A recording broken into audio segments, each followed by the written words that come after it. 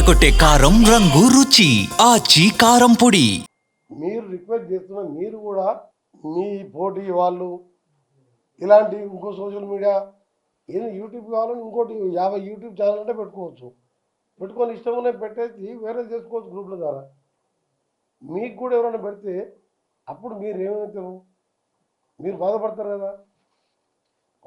మహిళా ఆఫీసరు మన ఇంట్లో మహిళల మీద కానీ ఆఫీసర్ అనేది చాలా తక్కువ.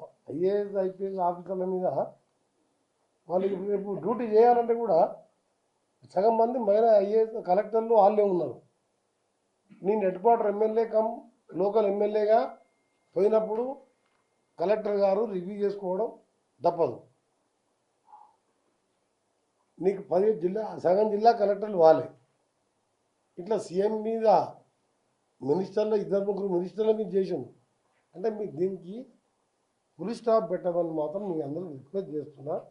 మీరు ఏమన్నా ఉంటే వాస్తవం ఉంటే మీరు రిటర్న్గా ఇవ్వచ్చు, లేకపోతే మాకు చెప్పవచ్చు, లేకపోతే మీరు కరెక్ట్ చెప్పవచ్చు.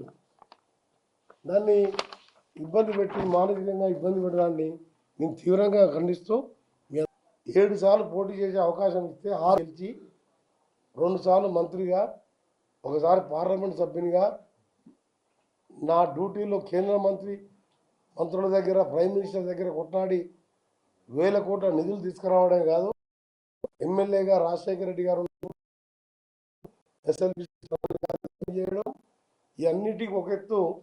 తెలంగాణ కోసం పిల్లలు చనిపోతుంటే మీ ప్రెస్ వాళ్ళు కూడా చాలామంది ఇప్పుడు తెలంగాణ ఉద్యమంలో ఉన్నారు, వారి కంటి నీరు చూపాలని చెప్పి నా ఉద్దేశంతోనే ఇవాళ 6 సార్లు గెలిపించింది. నాకు ఎవరు బ్యాకింగ్ ఉండి మా నాయన ఎమ్మెల్యే ఉండి కోటీశ్వరుని కాదు. నేను ఇవాళ ఒక అర్బన్ ప్రాంతంలో ఒకసారి గెలిస్తే 2వ సారి గెలవాలంటేనే అర్బన్ ఓటర్స్ అయ్యారు.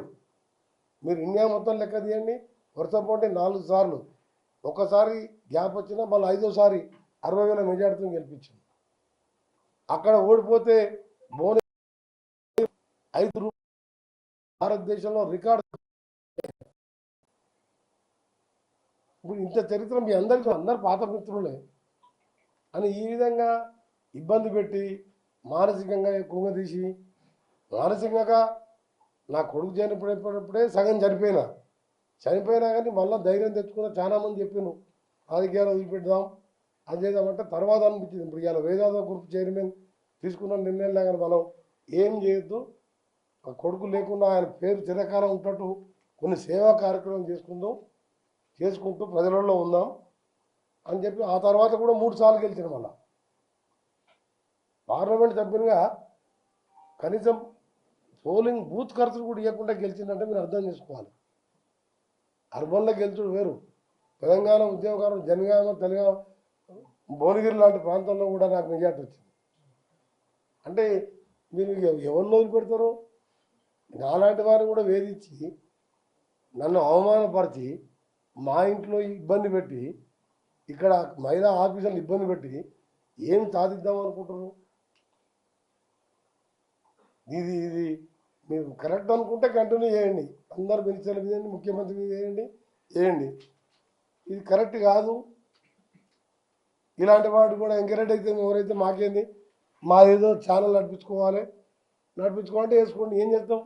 ఇక దేవుడు ఉన్నాడు, దేవుడు చూసుకుంటాడు. ఇక నేను తప్పు చేస్తే నన్ను శిక్షిస్తాడు, మీరు తప్పు చేస్తే మిమ్మల్ని శిక్షిస్తాడు.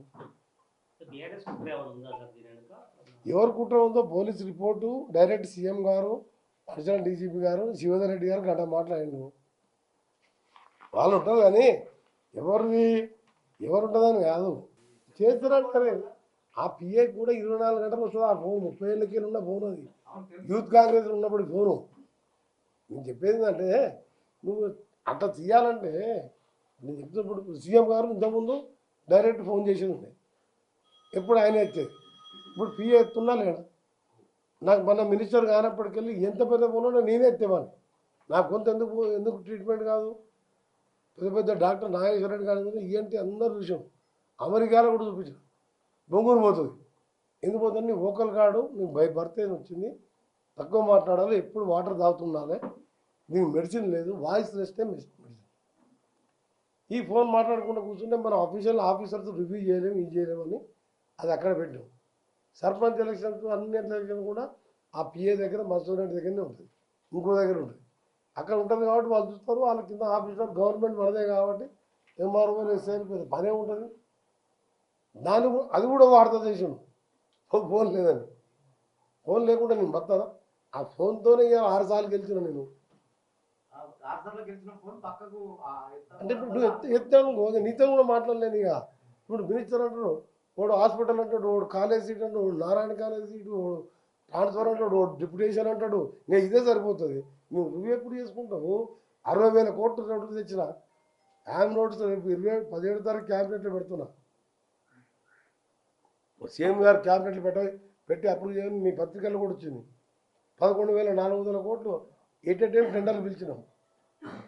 ఈ హైవేలు శ్రీశైలం మనూరు 52 కిలో ఫ్లైఓవర్ ఇన్ని ఏ మినిస్టర్ అని తెచ్చిందా?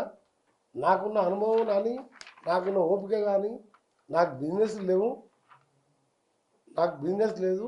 24 అవర్స్ ఇదే చారిటీ చేసుడు, అడిగితే చేస్తాను. నా ఇంజనీరింగ్ క్లాస్మేట్స్ అమెరికాలో కానీ ఇక్కడ కానీ ఉన్నవాళ్ళు ఏమైనా హెల్ప్ చేయమంటే చేస్తాను. సిఎస్ఆర్ ఫండ్స్ కానీ దీని. ఇప్పుడు శ్లోక భాష్యం టైంలో ఒక గవర్నమెంట్ పబ్లిక్ స్కూల్ని, గవర్నమెంట్ స్కూల్ని, బొట్టుగూడ హై స్కూల్ని, కోమటిరెడ్డి ప్రదీప్ బొట్టుగూడ హై స్కూల్ అని 12 కోట్లు పెట్టి ఇంటర్నేషనల్ స్టాండర్డ్లో గవర్నమెంట్ స్కూల్ తయారు చేసి రేపు సీఎం గారు అమెరికా పోయి వచ్చిన తర్వాత ఓపెనింగ్ పెట్టాం. Control room for emergency national emergency phone number 1033 10. ఇది పెట్టి పొద్దున 3 గంటలకు లేచి ఎస్పీలు అందరికీ మా సూర్యాపేట ఎస్పీ దాకా మాట్లాడాను. నేను ఇయ్యాలనే వస్తాను మోటార్ సైకిల్ తీసుకొని అని చెప్పి అంటే, సార్ ఇవాళ వద్దు సార్, ఇవాళ కొంచెం తక్కువనే ఉంటుంది, ఇవాళ రాత్రి వరకు పెరుగుతుంది, ఇంకా సెకండ్ సాటర్డే మధ్యాహ్నం కొద్దిగా అయింది, ఇప్పుడు వెళ్ళి పోతుంది ఆగినప్పుడు చెప్తుంది రండి. మళ్ళీ మీరు వచ్చి మోటార్ సైకిల్ తీసుకొని మీరు తిరుగుతుంటే మళ్ళీ ట్రాఫిక్ మీ ఈ కార్యకర్తలను ఫాలో చేస్తే మళ్ళీ ట్రాఫిక్ జామ్ అవుతుంది. నేను చెప్పినప్పుడు అండి ఎస్పీ గారు నా ఎమ్మడి కూర్చుంటాడు, కలెక్టర్ గారు ఇంకో ఎమ్మెల్యే ఎమ్మడి కూర్చుంటాడు. అట్లా ఏదో 2 రోజులు కష్టపడదాం, ఇంట్లో కూర్చొని ఏం చేస్తాం? ఇప్పుడు అన్నీ ఆఫీసులు ఆడలే కదా.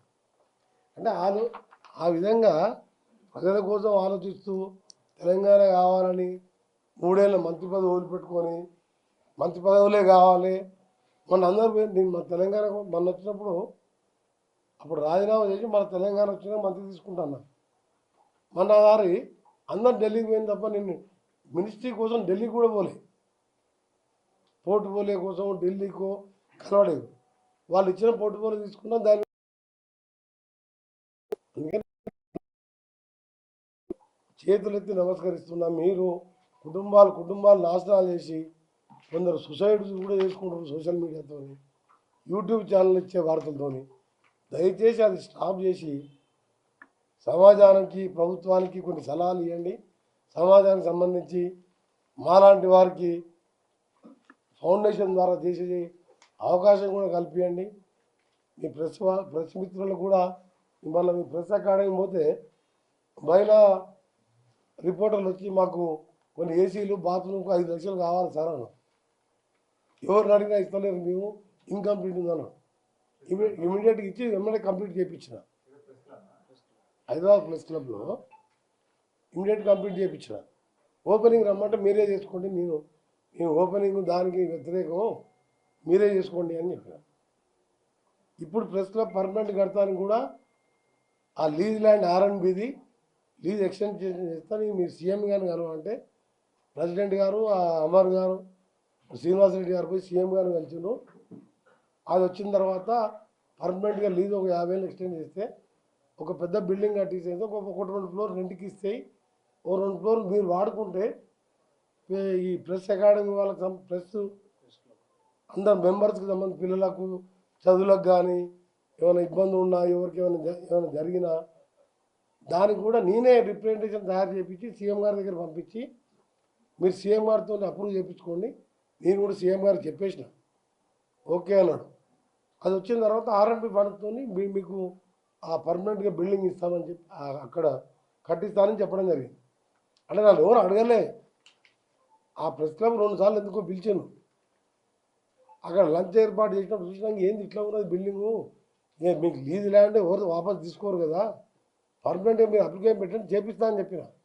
అంటే ఎక్కడ పోయినా అడిగినా అడగకున్నా ఎదుటివాడు బాధపడితే స్పందించే గుణం నాది. మీరు దాని మీద నాలాంటి వ్యక్తి మీద కూడా ఏడిపిస్తాం, మేము ఇట్లనే చేస్తాం అని చేస్తే నేను ఒకటి నాకేం జరిగేదేముంది. ఇప్పుడు నాకు దేవుడు ఒక అన్యాయం చేసింది జరిగింది, అయినా తేరుకొని మళ్ళీ ప్రజలలో తిరుగుతున్నా, ధైర్యంగా సేవ చేస్తున్నా, పేదోళ్ళని చదివిస్తున్నా. ఇప్పుడు ఇంకా ఏడిపిస్తాం ఇట్లనే అని చెప్తే మీ చేతిలో యూట్యూబ్ ఛానల్స్ ఉన్నాయి, టీవీలు ఉన్నాయంటే ఏడిపోయండి, నాకేంది.